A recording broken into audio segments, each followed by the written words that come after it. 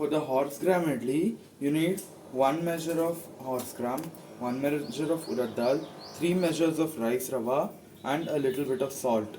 This rava is actually homemade and we made it over here. If you want to see how to make this rava, you can continue watching or skip to this time frame. So I have taken 3 measures of rice using this cup. We are going to wash this rice 3 times with regular tap water.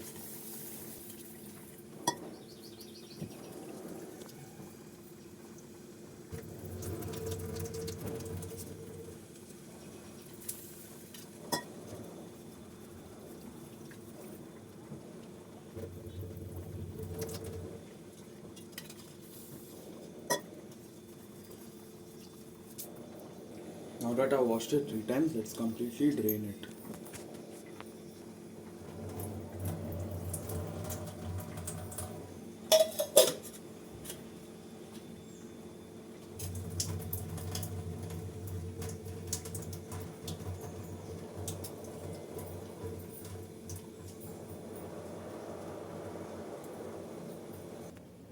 Now we'll spread this out and keep it in sunlight till it's completely dry.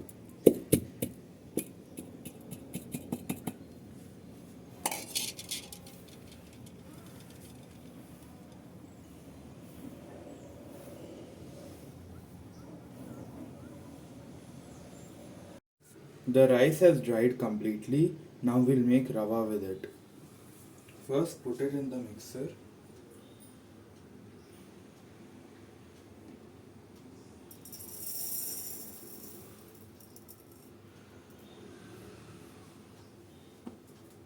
Now we can grind it finely.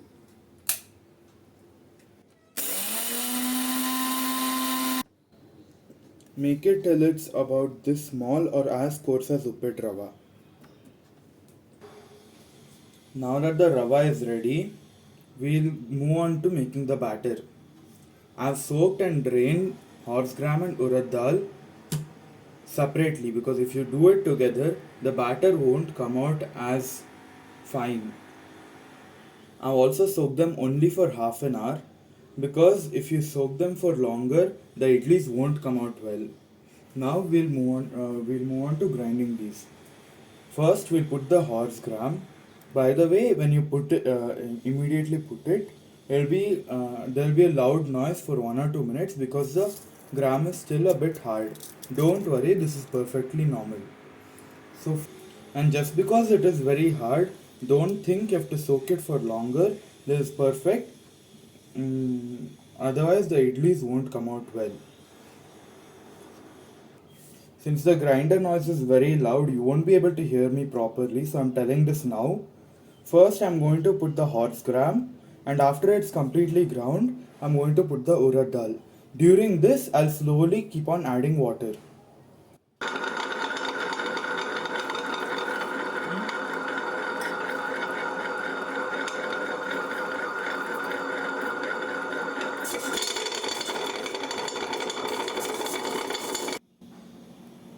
See, it's completely ground.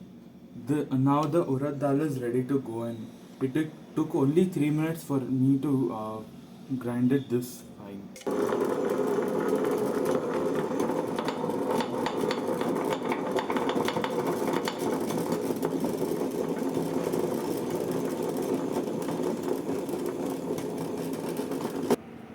I've ground it for 10 minutes and the batter is ready. Now that the batter is done grinding, I'm going to add the rava that we made earlier into it.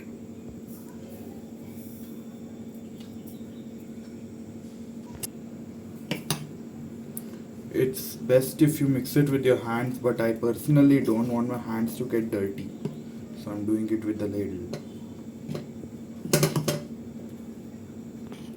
I have never used mixie grinder for this recipe. We always use the wet grinder.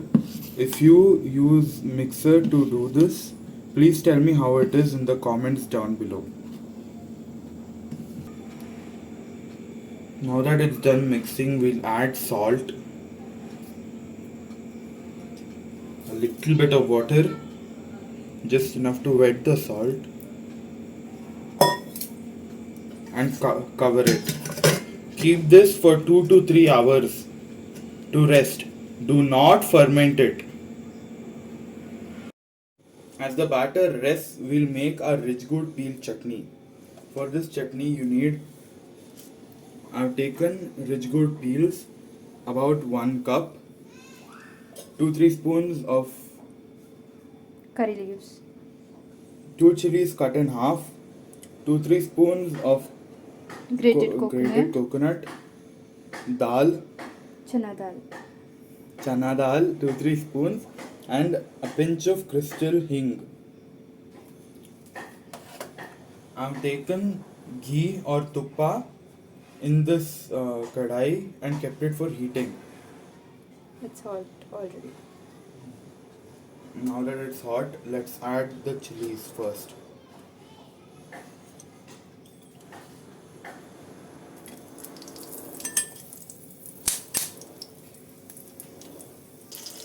Now that white spots have appeared on the chili, I'm going to add chana dal.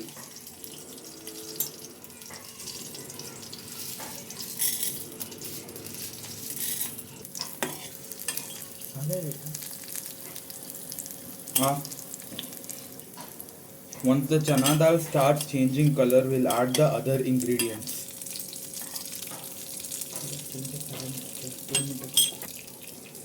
Now I'll add the curry leaves and the hing or asafoetida.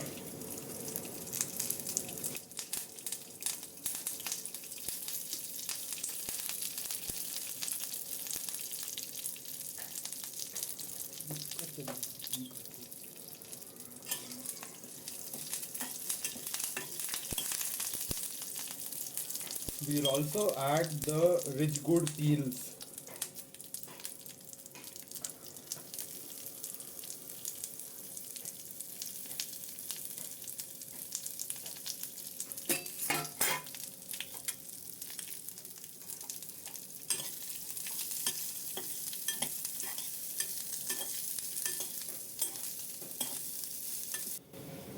Once brown spots start appearing on the peel like this,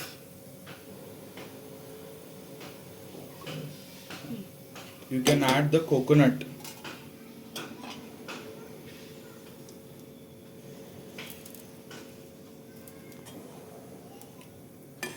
Once the coconut turns slightly golden brown, you can turn off the flame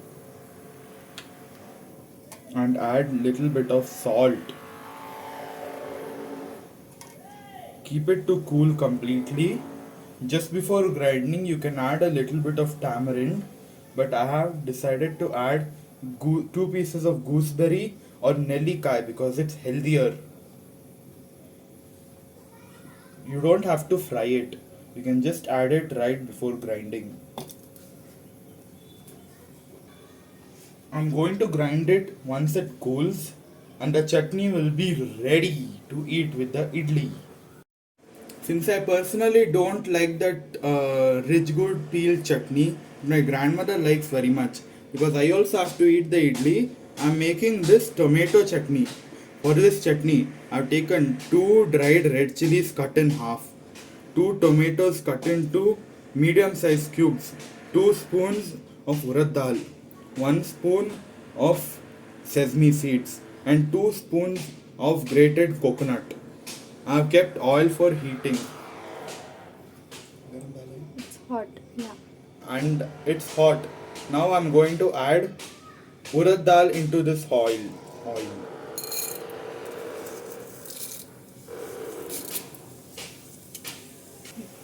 Now that they're slightly golden, I'm going to add the sesame seeds.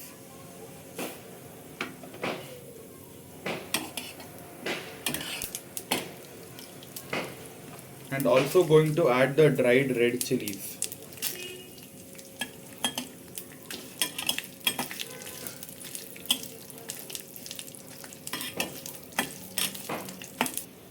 Once the sesame seeds stop spluttering and the red chilies change their color, I'm going to add the tomatoes in it. See, they have stopped spluttering. Now goes in the tomato. You can use red chilies or green chilies for this recipe. The same chutney can also be made with raw tomatoes. I have chosen red tomatoes and red chilies because they have the same color. Now that the tomatoes are slightly soft and mushy, I'm going to add the coconut in it.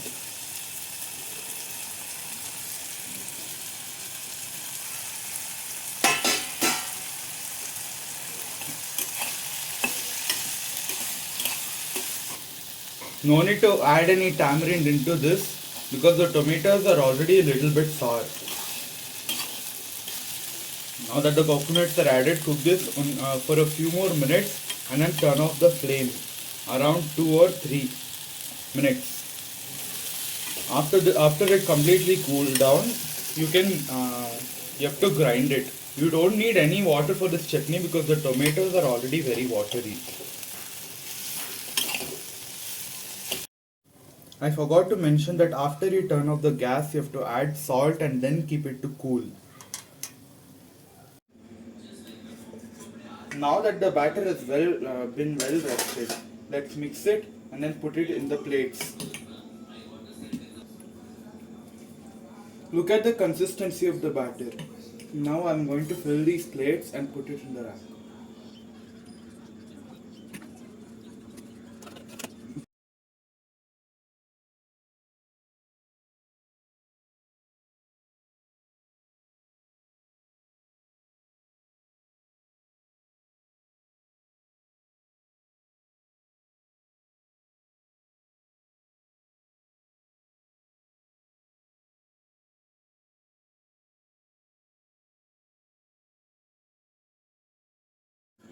Now we'll close this up and keep it for steaming for 15 to 20 minutes at high flame.